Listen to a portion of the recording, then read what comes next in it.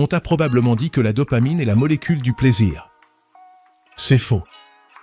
Et cette erreur te coûte ton énergie, ta motivation et ta capacité à construire une vraie vie. Le problème n'est pas la dopamine. Le problème, c'est comment tu la stimules. La dopamine n'est pas l'hormone du plaisir.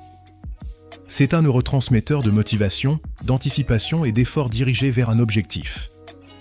Elle te pousse à agir avant la récompense, pas pendant. C'est ce que montrent les travaux du neuroscientifique Kent Berridge sur la distinction entre wanting et liking. Tu peux vouloir quelque chose intensément sans l'aimer vraiment. Le problème commence ici. Les réseaux sociaux, le porno, le sucre, le scrolling infini. Tous ces stimuli déclenchent des pics artificiels de dopamine sans effort réel. Ton cerveau apprend alors une chose très simple, pourquoi faire un effort long quand une récompense immédiate est disponible? Résultat, perte de motivation, difficulté à se concentrer, ennui chronique, procrastination. Ce n'est pas une question de volonté. C'est une reprogrammation neuronale. Les études en neurosciences montrent que des stimulations dopaminergiques répétées entraînent une désensibilisation des récepteurs.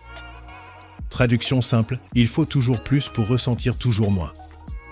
C'est exactement le même mécanisme observé dans les addictions comportementales. Ce phénomène a été largement documenté par Volko et al., neuroscientifiques à l'Institut national de la santé. Beaucoup parlent de dopamine detox. Le problème, c'est que la dopamine ne se détoxifie pas. Tu ne peux pas arrêter la dopamine. Ce que tu peux faire, c'est changer la source de stimulation. Supprimer tout plaisir crée de la frustration et de la rechute. Le cerveau a besoin de dopamine. Mais il a surtout besoin de dopamine associée à l'effort. Plus la récompense est retardée, plus la dopamine est stable. C'est pour ça que le sport, l'apprentissage, la création fonctionnent à long terme. Le cerveau apprend par association. Si chaque effort est suivi d'un micro-renforcement conscient, le système se rééquilibre. C'est un principe clé du conditionnement opérant. Ce n'est pas arrêter les plaisirs.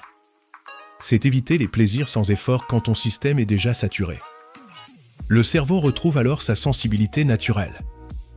Quand ton système dopaminergique se stabilise, ta concentration augmente, la motivation revient naturellement, les objectifs long terme deviennent atteignables, l'ennui disparaît.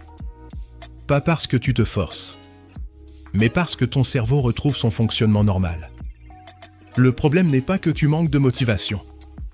Le problème, c'est que ton cerveau a appris à éviter l'effort. Et la bonne nouvelle, c'est que ce mécanisme est réversible. À condition d'arrêter de croire aux solutions simplistes.